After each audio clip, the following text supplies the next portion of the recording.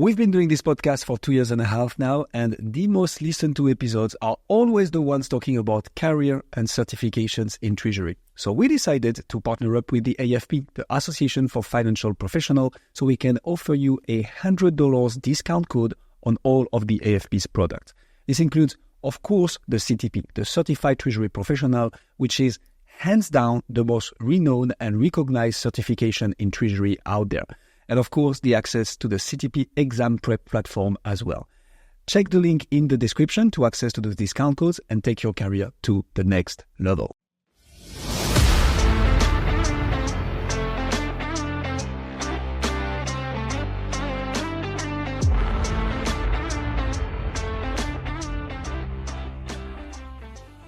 Damian, thank you so much for joining us on the show. Today, we're going to talk about something we wanted to talk about for a long time on Corporate Treasury 101, which is China, and more specifically, corporate treasury in China, obviously.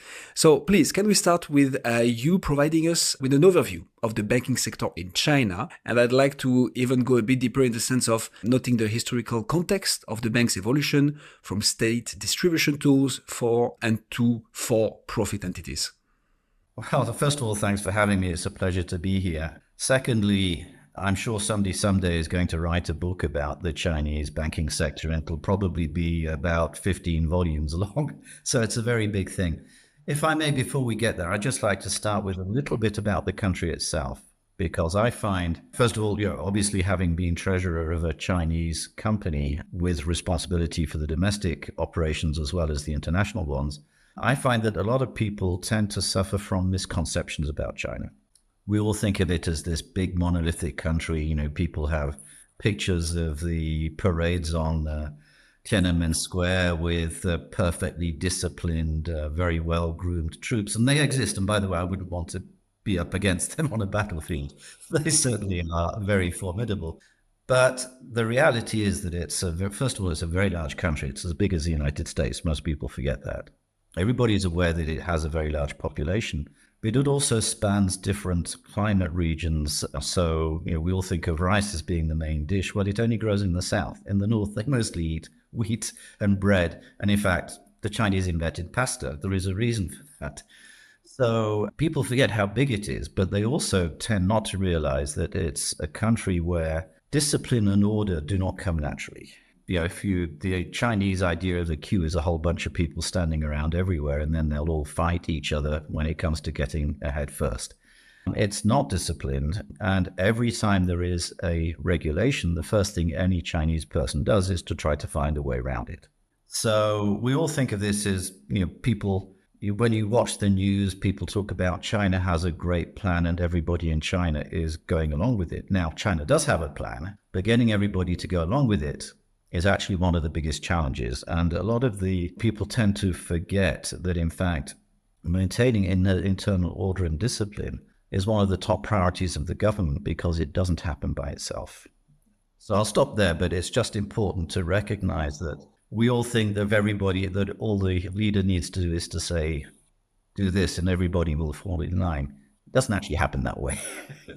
Yeah, but so actually let's dig into that, Damian, because that's super interesting. So, and especially with your view from complex countries, right? You're probably the person to talk to when it comes to that. What do you think is that? Why do you think we have such a conception of China? We are both in France at the very moment, so maybe in the Western society. But how come we have this image of that country? And obviously, as treasurers, making the link between that image we have with whatever must be happening in China. Why is that? That's a really good question. I would like to be able to answer it, but I can't. I think a lot of it just boils down to ignorance. I'm sure what I've said will resonate with everybody who's been there, and most of the treasurers who are listening to this, I assume, have been there and have business there. A lot of the time, the picture you get of a country is based on what you see on the news. And don't want to cast aspersions on the news organizations, because they all do a very important and a very good job. Right. But by definition, they will focus on the things that visible that make news. I mean, I can remember, for example, once when I was IBM's regional treasurer in Asia, based in Singapore, there was a lot of unrest in Indonesia, in Jakarta. So you'd sort of watch the news and you'd see Jakarta is aflame. There's massive demonstrations everywhere. And we'd call the people in our office in Jakarta and say, "Are you okay?" And they say, "Of course we're okay." "Oh, there's 10 stupid guys standing around a camera in front of the building. That means we'll have to take the rear exit this evening." I'm not saying, the news does what it can, but it tends to focus on a certain number of things now, sort of, for example, the People's Liberation Army, PLA in China, is the world's biggest army by number of people, but it's a peasant army. So yes, it has the crack troops, absolutely. But you're also likely to see somebody in a PLA uniform sweeping the streets.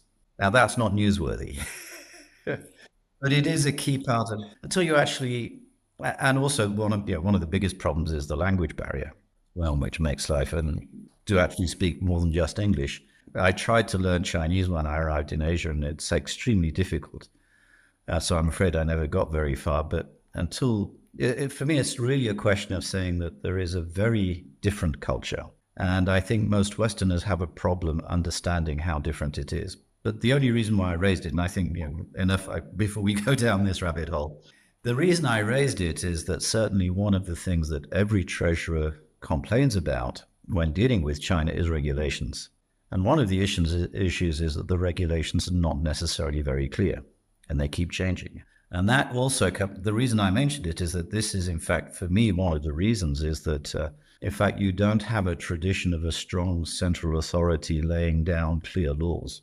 You have a central authority which may or may not be strong, that varies according to the periods, but you have an enforcement of laws which tends to follow a very different process. And that's a very important thing. So that's the reason I mentioned it. Is very important to bear that in mind when you're dealing with China, is that some laws and some regulations are very clear and will be enforced very strictly. A lot of other ones are actually kind of open and everybody's finding ways around them. And that's one of the challenges when you're dealing with China. So sorry for that little parenthesis, but I would love to understand why we all have such a different conception of the country. But it is important to remember it is a very big place. It is very varied. And by the way, one of the things that's been happening over the past 100 years is unification of the language. People speak different. People speak, are they dialects or are they different languages? I don't know. But a native Beijinger will not necessarily, if you plump him down in Hong Kong, he will not understand Cantonese. They get to understand it. They can learn it very quickly, but certainly one of the things that happens is that, and by the way, this is also one of the other things which is I'm sorry, I'm going down another rabbit hole, but I love that. One of the things that's very interesting is, why does China still use the characters? The Chinese do not use the Roman alphabet. Now, partly it's, of course, justified pride in their culture, but actually Mao's government tried to introduce Western characters. But one of the problems is that Western characters work if everybody is pronouncing the words the same way. What do you mean? In China, they don't. So that's why the Chinese character system is based on pictograms. So if you've got a picture of a car, well, you don't need to call it the same thing. You recognize the picture. So traditional Chinese calligraphy is based on pictograms because that way everybody could understand what's written, even if they couldn't understand each other when they speak. And so, of course, it's not going to change at this point, especially as now computers have made it much easier to type in Chinese. And by the way, in case you're wondering how it happens, it's a Lenovo invention that you key in the letters that on the Roman alphabet, on a Roman keyboard, which constitute the sound, and then it will propose 3 or 4 characters which match with that sound, and you choose the one you want. So that gets away from having to use because a traditional typewriter to type in Chinese needs 2,000 or 3,000 characters, and it's a little inconvenient. So that's taken a lot of the stress away from that goes with the character system. But all of that again to say that the problem with the pictograms, and I don't speak Chinese well enough to know, but I do know that if you give a text to 3 Chinese people and ask them what it means, there will be slightly different versions. So again, all of this to say it's important to understand that things like legal certainty that we're used to in the West are just not part of how things work in China. Now, let's stop that and let's get back to, I think you asked about the banking system. But so just to close on this, Damian, I just Googled it because now I was intrigued and wanted to know. So indeed, there are 8 to 10 main languages groups, but there is up to 302 different languages spoken in China. That's insane. I didn't even know. It's a very big country. Literally. Let me, at the risk of repeating myself, people forget mainland China is as big as mainland US. Yeah, that says something. Huh? And it probably has, and it has just as big, if not a greater, climatic variation. And northern China gets very cold. It's important to remember this, that people now. But one thing which is very important, obviously, I don't want to get into some of the regional stresses that exist, but the thing that they all have in common is that they're all very proud of being Chinese. Again, there are possible exceptions to that, but that doesn't even mean to say they speak the same language. They certainly have very different traditions, and the food is very different. It's just worth remembering all of that yes, there is a sense of belonging to a community, but at the same time, that community is not uniform. Yeah, and you're French, and I live in France. The people in the south of France are different to the people in the north. So I heard, indeed. So, we understand that. And I'm English. People in the south of England, people in the north of England don't see things the same way necessarily. But our countries are relatively small compared to China. So just to close on that, again, it's important to remember that it is not, while there is no doubt that it is a united country, there are massive differences. And also, one of the things the government is very, very concerned about, and again, a lot of people forget this because we are, of course, in Europe, we're very concerned about the competition from China, China taking away jobs in the West and so on. There's somewhere between 400 and 600 million people in China still live in what are very, very primitive conditions. Yes, the country has become wealthy along the coast, but it has not become wealthy in the desert areas in the West. And one of the big concerns the government has is they don't want everybody leaving the land in the West and flooding the cities, because there aren't jobs for them, and that is a recipe for trouble. And so again, there's all of these things, and for me, it's important whenever you come across something which is a challenge to try and see the other guy's view of things. And that's something I think we just don't do enough when we're dealing with China. I mean, are there issues? Of course there's issues. But again, I think if you put yourself in the position of, one thing I always say is the job I would never want, or would never envy the guy who's president of China, because it's a very, very difficult job. Sounds like a tough one indeed. No, but I think it's good, Damien, that you took us through a bit the context of the country, because I didn't have a clue of many of the stuff you talked about, but it's also good just to have a refresher of how complex and big the country we're looking at can be, simply like on all things. But then obviously when it comes to Treasury, there are so many implications derivated from that. So I'm sorry, I'm going to carry on since you've raised it. The other thing we forget is 100 years ago, this country was pretty much in the Middle Ages. And if you take a look, and this is something that for me, when we're dealing with complex countries, we tend to forget, is that if you look from a European point of view, how long it took us to move from a feudal society to the modern society, modern industrialized society, and how painful it was and how many issues we went through. China and many other emerging markets have been through this process very, very quickly. So it's not surprising, it shouldn't surprise anybody that this has not been without its challenges. So I'll stop now. No, that's good. But so let's indeed close the introduction chapter. But I think it was very good that we had it, Damien. So thanks a lot for that. Let's dive into the meat of the sausage, as one of my Irish mentor used to say. How does that reflect into the banking environment in China, noting all those historical contexts, right, of the bank's evolution from state distribution tools to for-profit entities? How did all that take place?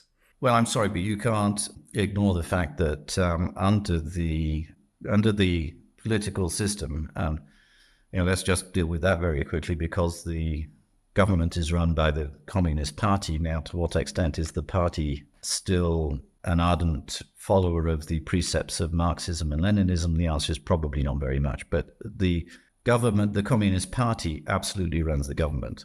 And for a very long period of time, all private enterprise was banned. And so the banks were simply a distribution means for the national budget.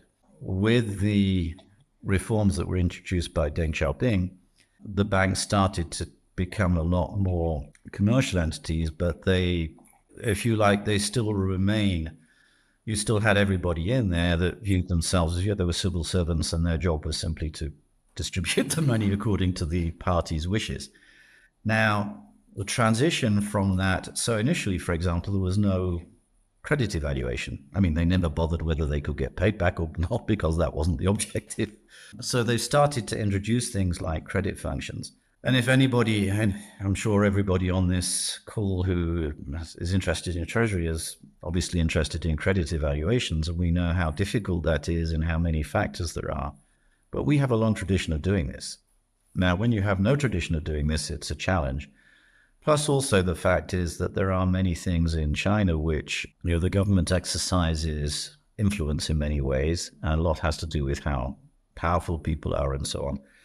So all of this is to say that the notion that the bank is there to serve the customer is not actually the basis on which the system is built. Let's put it that way. So providing customer service is kind of a novel idea, and it hasn't necessarily made it to the top. But also linked into this, and this is very important, if you take a look in the West, most banks started or have a very important function of dealing with consumers and providing services to consumers. In China, that tends not to be so much the case. So, for example, credit cards. Domestic credit cards are kind of rare. They're not particularly used. So one of the things that's happened, and again, this comes back to, this is why I went through the thing at the beginning. If you're in a country where most people don't have checkbooks because checks don't really exist, again, that's not part of the service that banks provide. They don't provide credit cards. How do you start doing? And again, it didn't matter because the consumer wasn't really a factor in the economy. You didn't have large purchasing power for the consumers.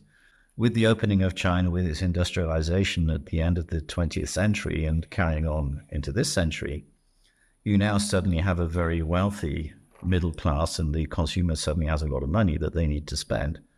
How do they do it? Now, I know I've had, my Chinese colleagues and friends used to tell me, regularly told me that when you bought a car, you had to go to the bank with a suitcase, get out, leave the bank with suitcases full of 100 Renminbi banknotes, and then go to the car dealer and deposit the banknotes with the car dealer.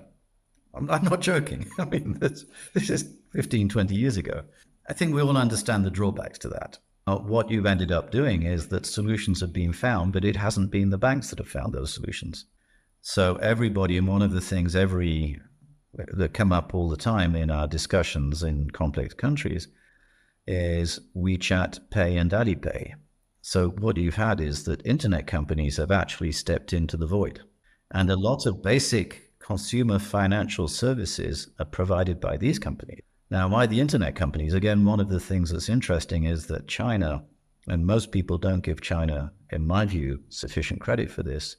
China may not be where most of the hardware innovation takes place in the IT industry, but it is definitely where a lot of the software innovation is happening, and especially the use of the internet. I think the internet plays a much greater role and is much more advanced in China than in many other places. And so trying to sell online without credit cards is a problem. So the internet service providers who had online merchant sites had to invent a way for people to pay without credit cards. Hence WeChat Pay, hence Alipay. And of course, these have now become a requirement. And my view, you're already beginning to see it, but at some point this is going to kind of creep into the B2B space, business to business space. Now that, of course, has then led on to increasingly employees are asking the employer to pay their salaries, not into their bank account, but into their WeChat Pay account or their Alipay account, because that's where they pay everything from. But where is the money held on those WeChat and Alipay accounts? Ultimately, it's linked to a bank, no? Or is the internet provider providing the whole infrastructure for holding money as well? Well, that's a great question. And the immediate answer, and again, I don't pretend to know everything that goes on in either of these companies. It would be presumptuous and wrong of me to do so. But obviously, they do deposit money with the banks. But there ends up being one very large deposit rather than a whole series of individual consumer ones. But also, this has led to the obvious thing, which is they're now sitting on large amounts of cash. So what are they doing? They're starting to provide all sorts of other financial services, which has put them on something of a collision course with the regulatory authorities. Now, the regulatory authorities find themselves with a problem that these guys are too big. These guys have become so big, it becomes a challenge regulating them.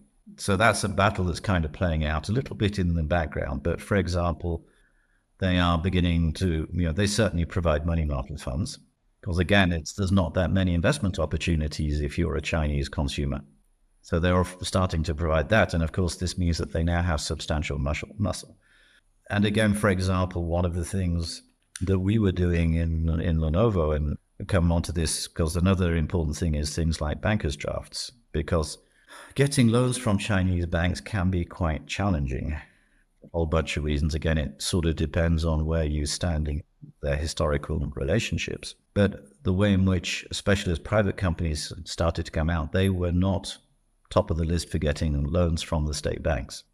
So you've ended up with a whole series of financial instruments, and one instrument that our members come across a lot, which is very important, is bankers drafts. So what you can do is you can get the bank, when you're buying something, you can get the bank to issue what's basically a bill of exchange, where it's a post-dated check but written by the bank, which is the bank will pay you, the supplier, in 60 days.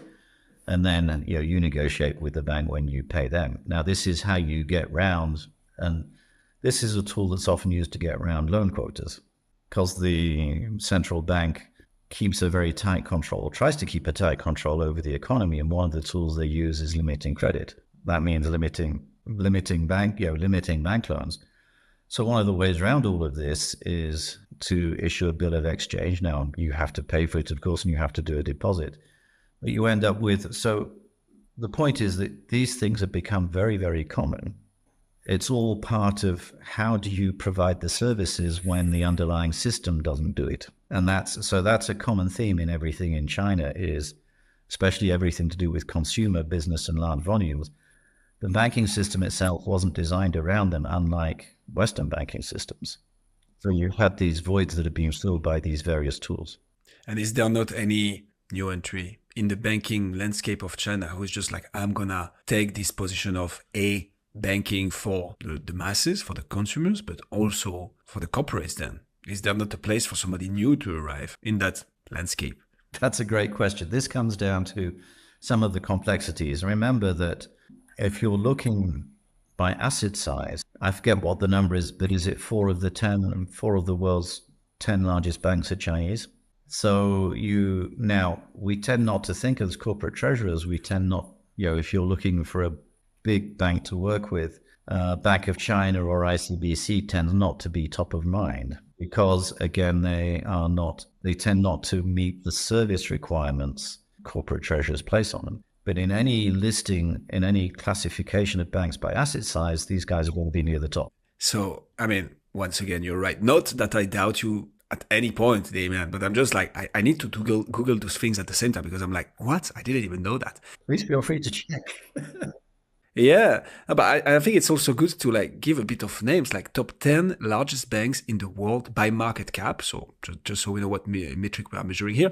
Obviously, we find JPM and Bank of America as the first two, but then Industrial and Commercial Bank of China Limited, exactly, top 3. Position 5, Agricultural Bank of China.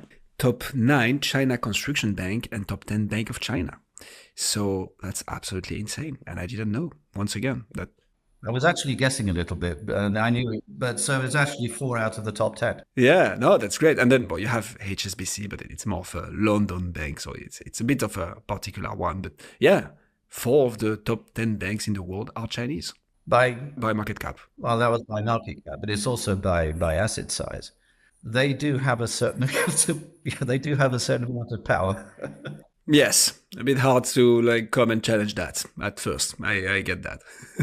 Especially within China, and again, with the exception of Bank of China, because Bank of China was, if you go back to the traditional structure, Bank of China was the one that did business outside the country as well as inside.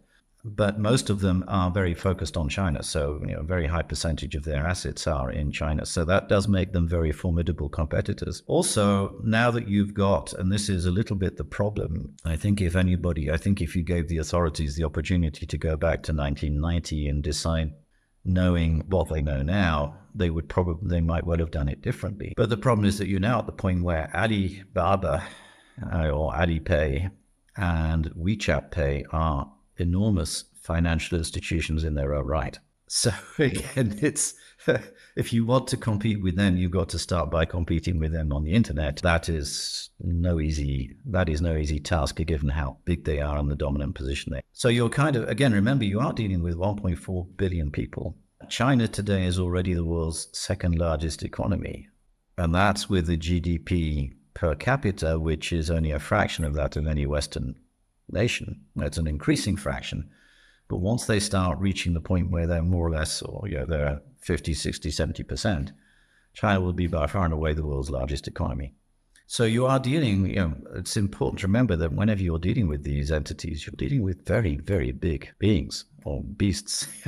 Behemoth, that's for sure. Okay, but so how does that, so in terms of banking landscape, relations and services provision within China, how does that work for treasurers then? Maybe to bring the discussion. I want to talk about several stuff, Damian, obviously, in this episode, but let's start with this. Like, how does those historical factors, and now that we have a proper context, like how does all that continue to influence banking relations and service provisions within China? Again, a short question. I would love to give a short answer. It's difficult. So I would put this into two different categories. First is how Chinese companies do things. And then the second is how international companies do things. And then, so let's start with the international companies, because I'm sure that will be of interest to most people. I'll just make a little parenthesis. As an international treasurer, when you find it's difficult to do what you want in China, you're not alone. It's the same for the Chinese companies. The big issue is that they don't necessarily try and do the same thing, so they're not forcing change on the system. But if you think it's hard, well, you're right, but it's not just because you're foreign, it's hard for everybody. The big problem that you have is that, of course, every foreign company comes to China and wants to do things their way, and it's not that easy. So the things that, and these are the things that come up all the time in our discussions, because complex countries, we do our peer group discussions with practicing treasurers. Everybody starts off by saying they want to centralize the cash, they want to pool the cash. Well, it is actually possible to pool cash within China. A slight wrinkle, or there's a couple of wrinkles which happen, but it's certainly very possible. The first is under Chinese law, of course, each company is a separate legal entity. Each legal entity is a separate company, and every company in China has to have a written statement in its articles saying what it does and it can only do what it says in those articles. Now, you cannot set up a commercial company and say, I want to lend money, because the only people who can lend money are banks, per the law. So you can't put that in the articles, which means that once you don't have it in the articles, you can't lend money. Now, cash pooling, of course, if you have different legal entities involved, is lending money. So you can't do it. Intercompany as well, then I understand. The Chinese law doesn't recognize the concept of a group, or it's beginning to change, but I mean, basically they're separate legal entities. And so I may have the same shareholder as the company next door, but we're different companies, and I cannot lend money to that company because it's not in my articles. I'm not a financial institution. How do you do then? So again, this is very Chinese. The law says you can't do it. So what do you do? Well, you go to the bank and say, if I deposit 1 million renminbi with you, will you lend it to my sister company next door? Let's negotiate the haircut. So the bank says yes. And so you end up with something called an entrustment loan. So intercompany lending started taking off, or intercompany pooling and intercompany lending started taking off in China fairly early on, sort of towards the late 1990s, early 2000s. And what happened initially was that each time you did it, you had to go to the bank and they produced a document and you had to put lots of chops on it. We'll come back to the chops later, by the way. They're important. It's, the stamp. And over time, this became so common that now what happens is that simply it's, you sort of do all of this, and then at the end of the month, the bank will send you a list of saying, these are the intercompany loans. These are the entrustment loans we did. But so entrustment loans are required to do cash pooling. It's a small amount of fee you pay for the bank, but in theory, all of these intercompany loans, because pooling is an intercompany loan, has to go through a bank and has to have an entrustment loan agreement. So again, it's all highly automated now. But this is very Chinese. So this is how you got the law that says you can't do it, and this is how you get around the law. Okay, but so the whole concept, what I find super funny in that is that the whole concept of in-house bank, quote unquote, getting rid of the bank to have it in-house for some of the treasury functions, is basically not an option in China. Then, if to do anything related to in-house banking, you need to have it in your articles, but in your articles you cannot have anything related to lend money, then the whole concept of in-house bank is... First, yes and no. And the yes bit comes in two flavors. The first is the Chinese authorities do study all of these things and do see what's going on. And so they said, okay, well, maybe we should do this, but we want it to be regulated. So there are actually areas, and there's in Shanghai, you can set up an in-house bank. There's a special license that you can get for this, which actually gives you all of the authorities to do a certain number of things. But it's regulated and it has to have a minimum capital and all this kind of stuff. So it hasn't really taken on because some Chinese companies do it, and I know a couple of MNCs that do it. But most of the time when you say, well, you got to put 100 million RMB in, most people start saying, well, not quite sure I want to do that. But it does actually exist. The other thing is, again, depending on what you want to do, you can do just about everything through entrustment loans. As I said, it's become very much just you have an agreement with the bank, you send them the list at the end of every month of all the loans, and they write back and say, yes, those were entrustment loans, bang, chop. You still get to do most of the things, but it's always worth remembering. For example, one of the things that it's very difficult to do is FX because foreign exchange is regulated. So again, one of the things with in-house banks is managing FX positions. That actually gets much harder to find a way around. You can find ways around it, but again, you're not allowed to do FX if you're not a bank. So give us a bit more flavor into that. Why? How do people do it then? Because there must be a way. How does it work? Well, frankly, I haven't found too many people. So first of all, again, let's just a slight detour on foreign exchange, because initially China had some very, very strong and very severe foreign exchange regulations. You couldn't take the renminbi in or out, and there was all sorts of controls. Those controls have been greatly reduced.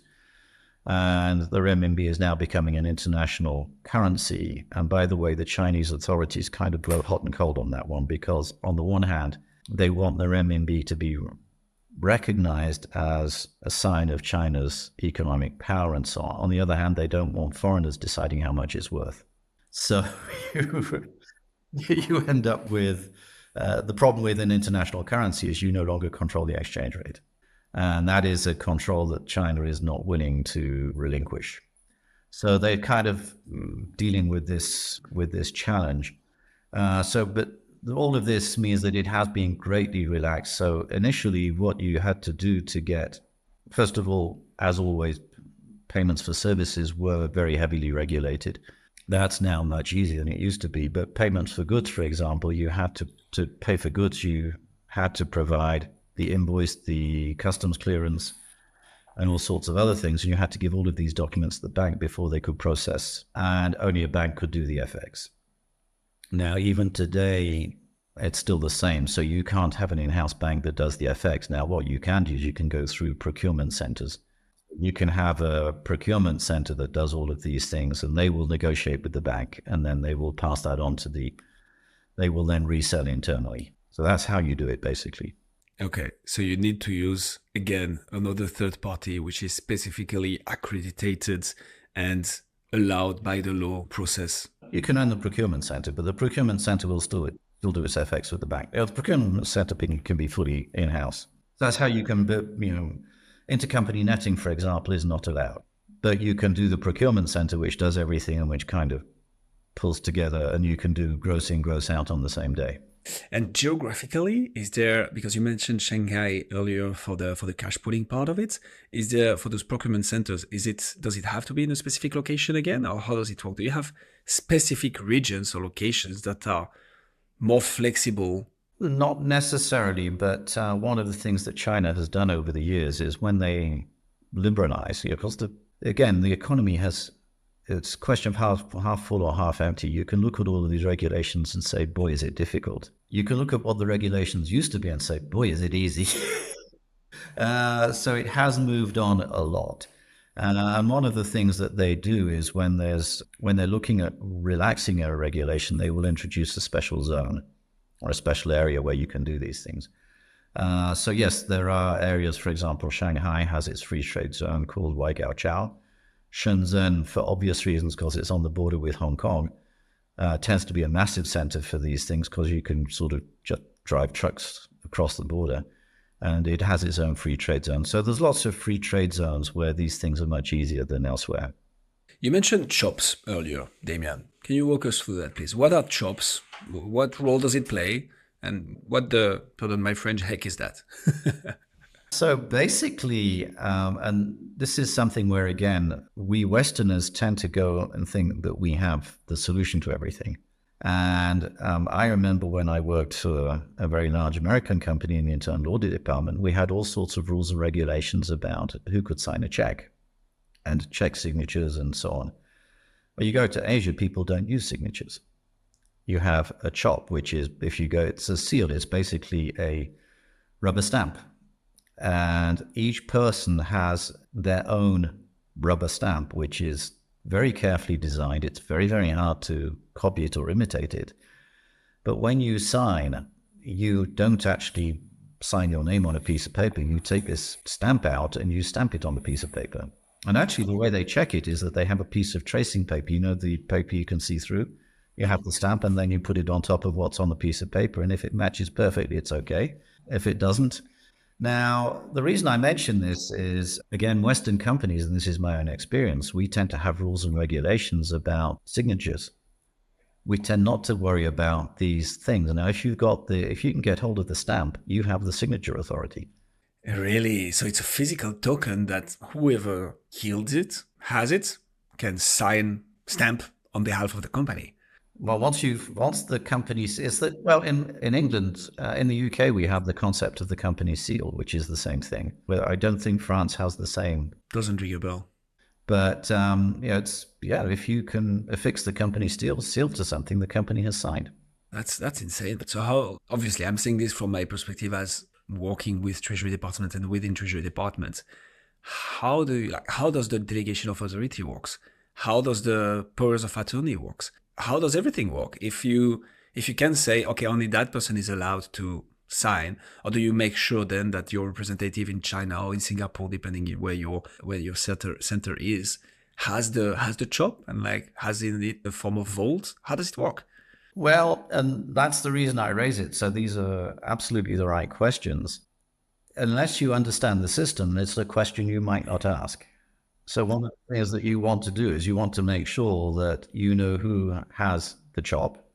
You make sure that that person understands what they need to do, under which circumstances they can use it.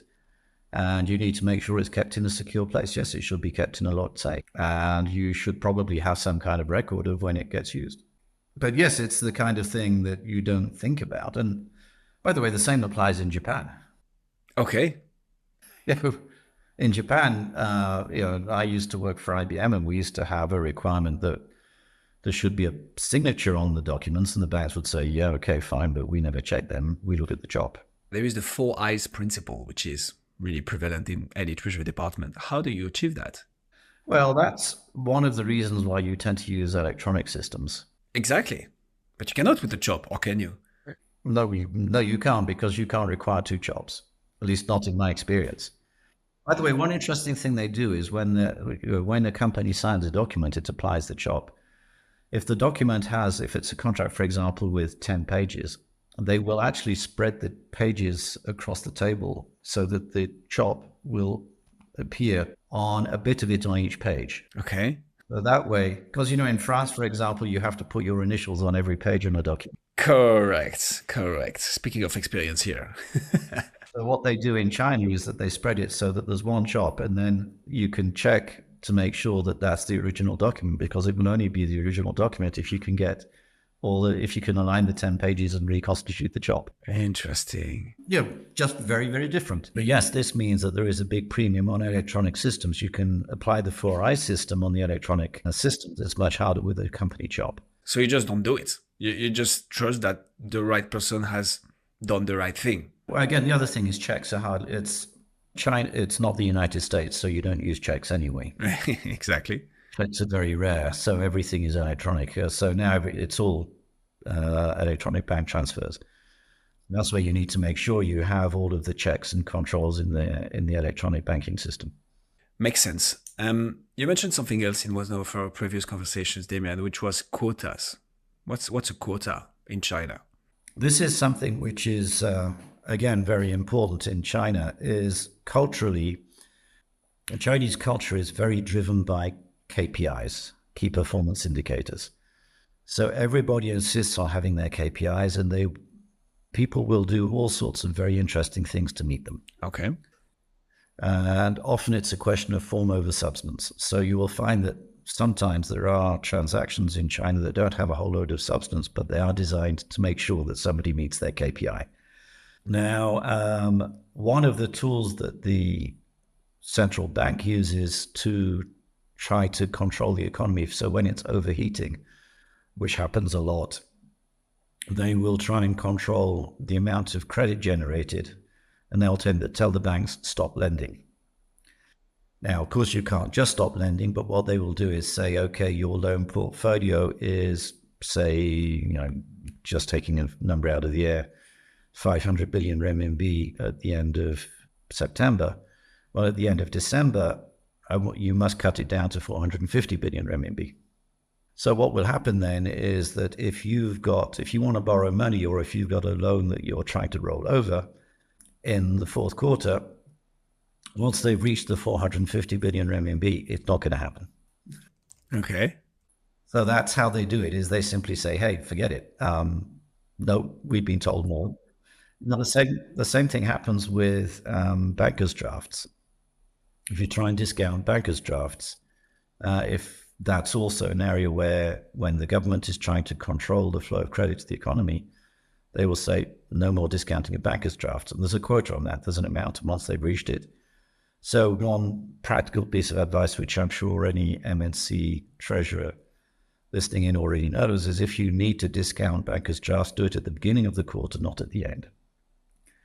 At the beginning of the quarter, they still have quota left. At the end of the quarter, they don't. Now, this then leads to something else, which I know is a question that we often get from MNC treasurers, which is the Chinese banks will come to you and say, would you like to buy some loans off us? We'd like to do a repo with you.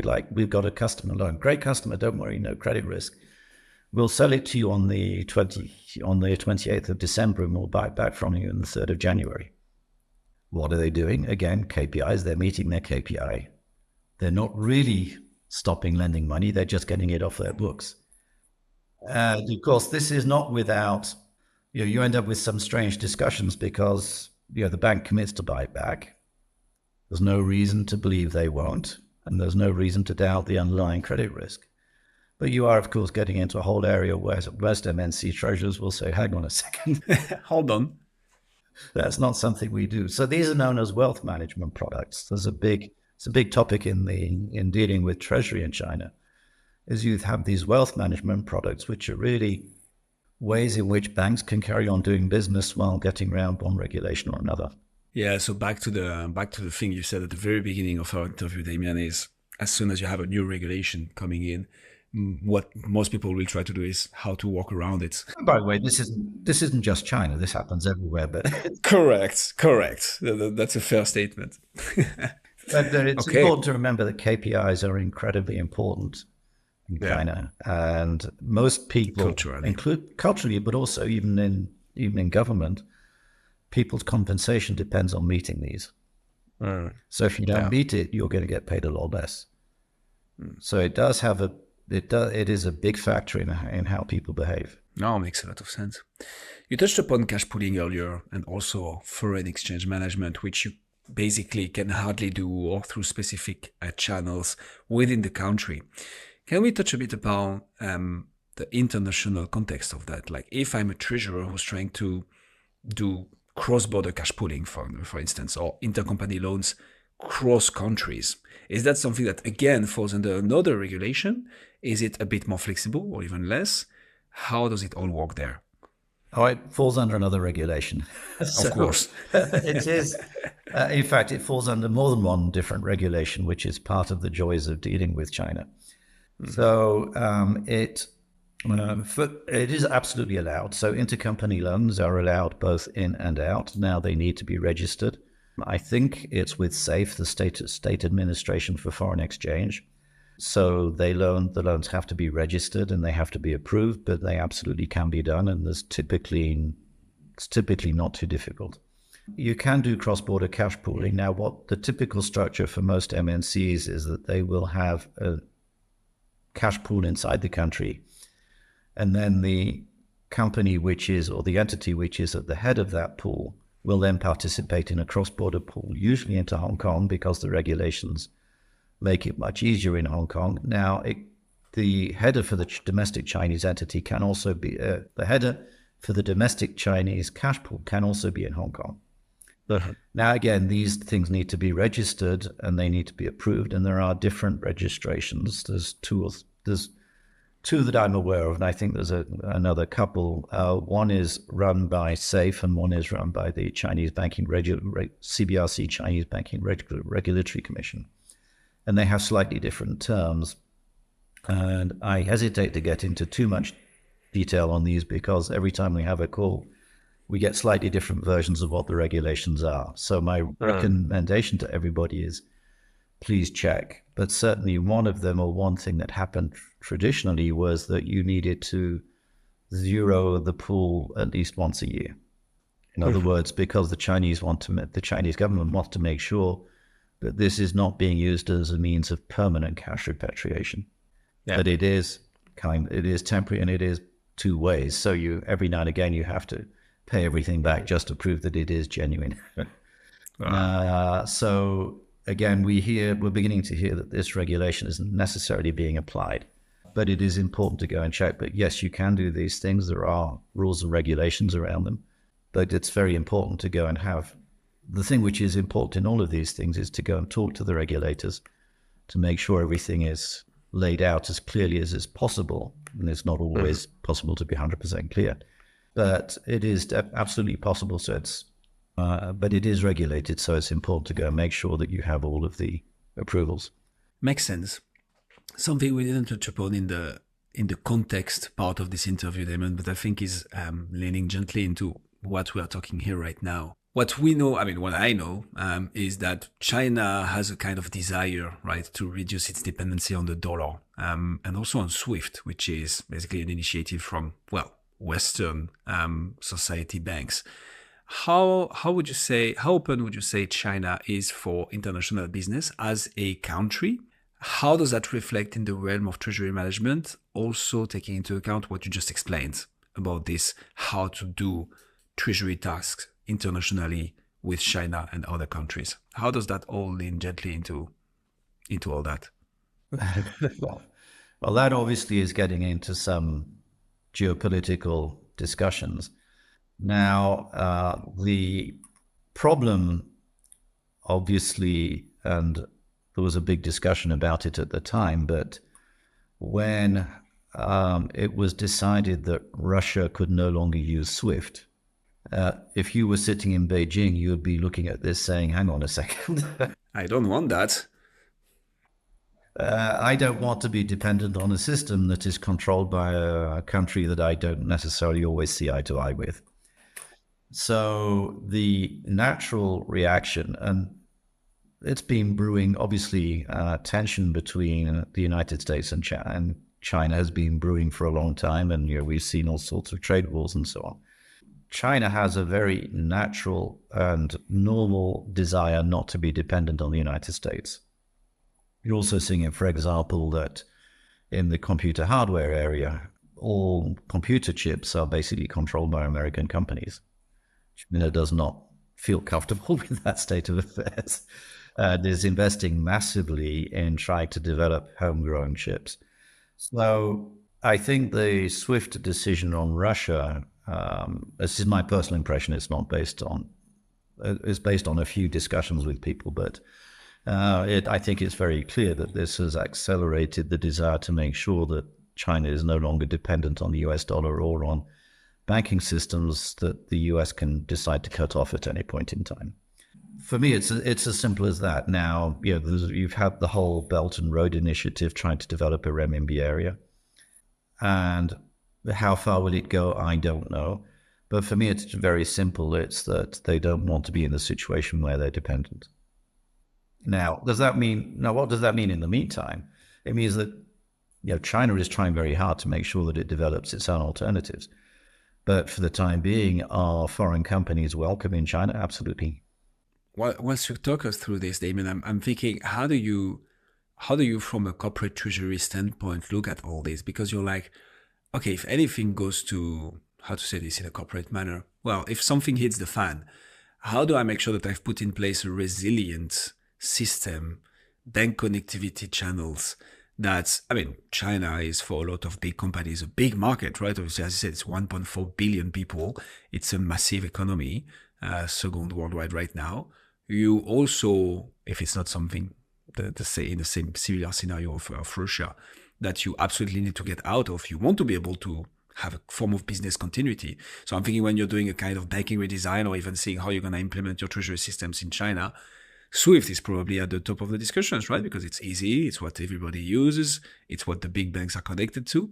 How do you look at all this and make sure that you're resilient for the years to come? This is a discussion I keep trying to have within the Treasury community. Interesting. Well, you and I can have it. Interestingly, in most of the discussions, most treasurers are not really anxious to go there. I think people should be seriously asking themselves the question. But before you go there, and this is the reaction we get every time, is you have to step back and say, well, what would losing China do to our business? Now, for most companies, losing Russia was inconvenient, but not much more. China, for a lot of MNCs, a lot of international companies, China is it would be more than oh dear, that's a problem. It is a very, very big market and it is very important. So one thing which is absolutely clear is that most MNCs are totally committed to the Chinese market and it's just too big to ignore. So that has to factor into your thinking, which is, could you have a total split or a total decoupling? And the answer is, I think it would be extremely difficult because just from a business point of view, it would be incredibly inconvenient at this point in time. Now, we are seeing some companies who say, well, maybe we need to start looking to India to hedge our bets. And are you necessarily going to want to have all of your production based in China? Well, maybe not. So you are beginning to see some people saying, well, maybe we should be looking to base production in other parts of the world. Apart from anything else, of course, China is a victim of its own success and it's no longer quite as cheap as it used to be anyway. So, economic forces are going to make this happen. Then I think the real question, and this is where I would encourage from a purely treasury management point of view, I would encourage treasurers to start thinking about saying, as you see Renminbi clearing systems or international Renminbi clearing systems taking place, or as you see alternatives to going through SWIFT, I would strongly urge people to consider them very seriously, just so that you don't end up in the situation where you are totally dependent yourself. I can't be more precise than that because they don't exist at the moment. But typically, as you've said, most treasurers will tend to say, well, we use SWIFT, that's it, and we're not interested in considering alternatives. I would suggest that maybe you should start thinking, well, maybe we're going to be in a bipolar world. No, and I like the way you put it. It's like, can we afford to lose China? You start by that simple analysis, and you're like, I suspect the answer for I suspect for a lot of companies and treasurers, the answer will be quite straightforward. It's no, absolutely not. So how do we do from there to have a resilient approach and put processes in place that make sense and that navigates properly the choppy waters of Chinese regulation landscape, whilst making sure we can ensure business continuity. Damian, it was an absolute masterpiece. I learned a lot. Is there anything that you'd like to add among the different and very various topics we've touched upon? Anything we didn't mention or that I forgot to ask that you'd like to discuss? Well, it's a huge country and you cannot possibly cover everything in an hour. But the one thing that I want is to go back to the discussion we had at the beginning. Why do people have all of these misconceptions about China? I think they're misconceptions. Why don't we understand each other? And I think in many ways, the opening up, clearly China is going through a period right now where it's reassessing a lot of things, where there's a lot of clamping down taking place. But at the end of the day, I think the way I would put it is when I was in Singapore, which I spent many years there, I listened to Lee Kuan Yew giving a speech about China. And it was at the time China was joining the World Trade Organization. He said, a lot of people are saying, should we let China into the World Trade System? I said, that's the wrong question. China has joined. It's in. The only question now is, how do you deal with it? Do you view it as a positive thing and try and work with them? Or do you view it as a negative thing and try and block them? I think you know which side I stand on that one. And I think at the end of the day, having, China is it's a massive culture. If you take a look at all the things that many inventions that we use today came from China originally. We have to find a way of working together and living together in a positive way. Absolutely love that. Damian, thank you so much for coming on the show. It was absolutely great. If people would like to know more, because obviously, as you said, it's really hard to wrap up what China is, especially when it comes to Treasury in 1 hour of an interview.